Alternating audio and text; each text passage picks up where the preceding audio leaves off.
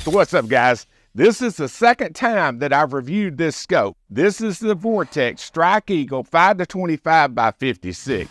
Now, to say the first time that I reviewed this scope it went poorly is an understatement. One of the worst performance scopes I have ever reviewed. Oh my. The glass sucks. The turrets felt like you were popping a zit on a fat girl's ass. Holy shit, dude.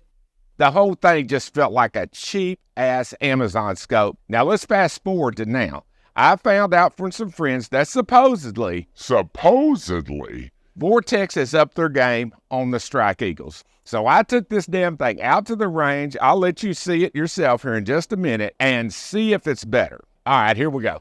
All right, let's start out looking at the eyepiece. Now, Vortex fanboys, y'all hold on. The eyepiece is nice and smooth. Everything works just fine. I like the texture that they used on it. Let's look at the magnification the same way. It's nice and smooth. Now, nobody's going to mistake this for a $1,500 scope, but it's half that price, so it's about half as smooth. That's the best way I know how to put it. Now, here's a look at the magnification downrange at 100 yards. Now, you're going to see the image really come apart when the magnification goes up. I couldn't help it. A lot of it was the direction the sun was shining. When I turned the magnification up, it just started really coming apart. Now, I put the sunshade on. It didn't make any difference. I looked at it with and without the sunshade. Either way, the image looked the same.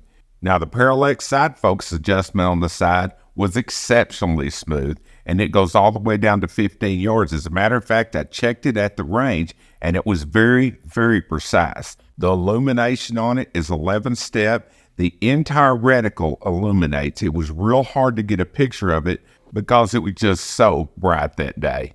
Now, the turrets on it, they're a little bit spongy, but they're very clicky. You can definitely feel them, and you can for sure hear them. But the downside was how spongy they were.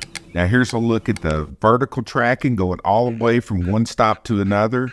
That's filmed at 10 power at 100 yards. Again, you can see the way the sun is playing with the image. I did everything I could to get that better. I just couldn't. Side turret on it, running it from stop to stop. There's plenty of travel in the scope. As you can see here with the side turret also, how much horizontal travel that you have. And right here at the end, I'm also going to do a box test.